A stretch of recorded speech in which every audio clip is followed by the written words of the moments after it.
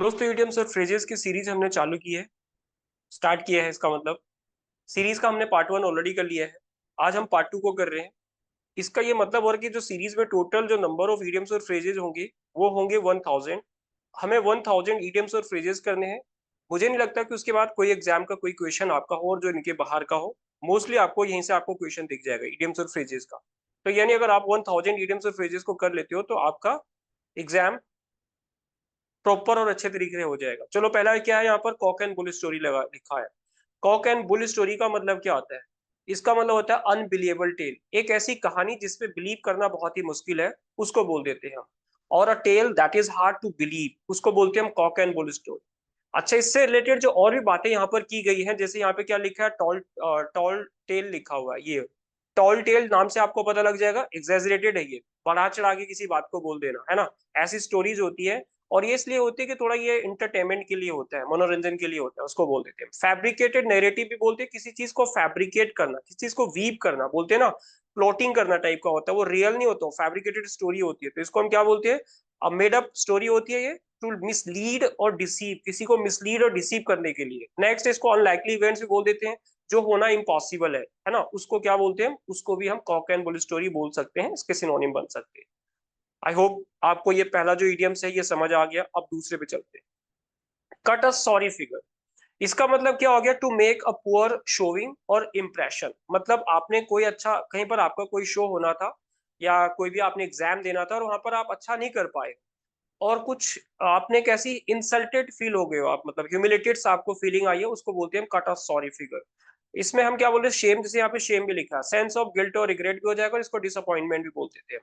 In short हम ये समझ गए कि कट अ सॉरी फिगर का मतलब क्या होता है। नेक्स्ट वर्ड पे चलते हैं। देखो यहाँ पे डार्क हॉर्स लिखा हुआ है, आपने एक लाइन सुनी कि छुपा रुस्तम, वही है इसका मतलब। छुपा रुस्तम का मतलब होता है कि समवन हु विंस अनएक्सपेक्टेडली, जो बिना किसी उम्मीद के जीत जाते हैं। मतलब कि इंडिया एक ऐसी सिचुएशन में आ गया था मैच में जहां पे लग रहा था कि अब तो नहीं जीत पाएगा इंडिया, बट जसप्रीत बुमराह आता है और बहुत अच्छी बैटिंग करता है और इंडिया को जिता देता है। तो जसप्रीत बुमराह को हम क्या बोल सकते हैं? वो डार्क हॉर्स है ना, इसी को हम बोल देते हैं।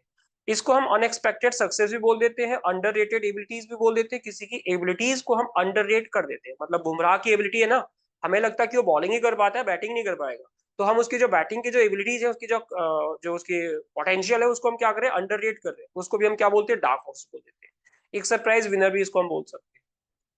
अगला वर्ड है यहाँ पर, देखो, ईट वंस वर्ड्स का मतलब क्या होता है? अपने खुद के शब्द खा जाना, मतलब कि टू टेक स्टेटमेंट बैक। आपने किसी पर कोई इल्जाम लगाया, बाद में आप क्या कर रहे हो? वापस अपने इल्जाम को ले रहे हो, है ना, अपने स्टेटमेंट को बैक ले रहे हो, तो उसी को बोलते थे हम एडमिशन ऑफ एरर भी बोल देते हैं इसको। आपने बोला कि चलो ये गलती से हो गया, ये मेरी गलती थी, सॉरी बोलता हूँ, तो उसी को हम बोल देते हैं एक्नॉलेजिंग अ मिस्टेक। अपनी मिस्टेक को आपने एक्सेप्ट कर लिया, एक्नॉलेज कर दिया है। शोइंग ह्यूमिलिटी भी हम दिखा सकते हैं यहाँ पर, एक्सप्रेसिंग रिमोर्स, आपको रिमोर्स हो रहा है, पछतावा हो रहा है, रिमोर्स का मतलब होता है पछतावा होना। शिफ्टिंग ओपिनियन, अपने जो ओपिनियन है ना, अपने जो व्यूज है उसको आपने क्या कर दिया? चेंज कर दिया, उसी को क्या बोलते हैं? Eat once word. Eat end in smoke का मतलब, आपने एक चीज देखा होगा, खोदा पहाड़ निकली चूहिया, उसी को बोल देते हैं हम and in smoke. And in smoke का मतलब, जैसे सपोज यहाँ पर क्या है, यहाँ आग जल रही है, अगर ये तो ठीक है आग जल रही है, बट यहाँ पर अगर लकड़ी होते हैं और आग नहीं जलती, वो धुआं धुआं होता है खाली, और वो लकड़ी धीरे धीरे धीरे करके क्या होता है? खत्म हो जाता है और राख बन जाता है, तो उसको हम क्या बोलेंगे? And in smoke. उसी को बोल देते हैं। एक बड़ा सा सुतली का बम होता है ना, उसको जब जलाते दिवाली के टाइम पे, तो जलता नहीं, फूस हो जाता है, तो उसको हम क्या बोलेंगे? एंड इन स्मोक हो गया। तो फेल हो जाना, डिसअपॉइंट हो जाना, अनफुलफिल्ड होना, कोई भी चीज वैनिश हो जाना। वैनिश का मतलब क्या होता है? वैनिश का मतलब होता है डिसअपियर, जब कोई भी चीज गायब हो जाती है उसको वैनिश बोल देते हैं। या डिजोल्व या फ्रस्ट्रेटेड हो जाता है, इसी को बोल देते हैं मैन इन स्मोक। अगला इडियम पे चलते हैं।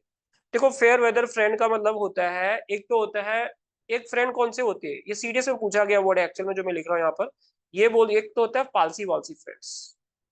पालसी वालसी फ्रेंड्स वो फ्रेंड्स होते हैं हमारे, जो हमारे क्लोज फ्रेंड्स होते हैं, ठीक है, जो हमारे अच्छे और बुरे टाइम पे साथ देते हैं। जो अच्छे और बुरे टाइम पे साथ देते हैं उनको हम एक बोलते हैं थ्रू थिक एंड थिन।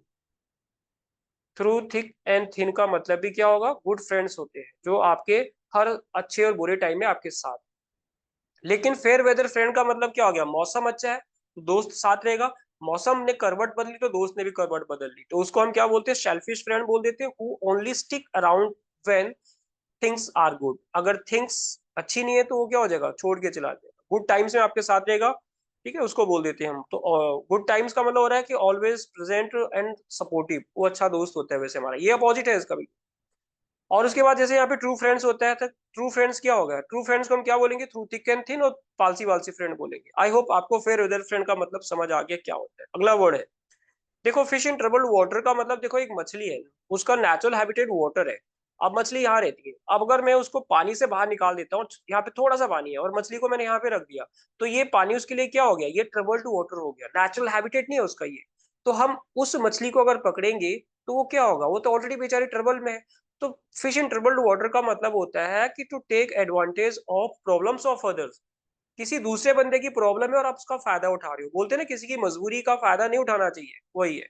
इसको हम अपॉर्चुनिज्म भी बोल देते हैं, seizing opportunities for personal gain के लिए आप क्या कर रहे हो? कुछ मतलब अपनी पर्सनल गेन के लिए किसी के फायदा उठा रहे हो मजबूरी का। इसको हम एक्सप्लॉइटेशन भी बोल सकते हैं, और इसको अनएथिकल बिहेवियर भी बोल देते हैं, है ना। एक्टिंग इन मॉरली क्वेश्चनेबल वे, मतलब कि बहुत ही क्वेश्चनेबल वे हो कि आपने जो किया है वो गलत किया। तो ये कुछ हमने आज के लिए हमारी जो सीरीज थी उसमें आज हमने कुछ 8 इडियम्स और फ्रेजेस को किया है। आई होप आपको वीडियो पसंद आई है। तो ऐसे ही हम और भी वीडियो इस पे करते रहेंगे, सीरीज को कंटिन्यू करेंगे। तब तक के लिए बाय दोस्तों, हैव अ नाइस टाइम।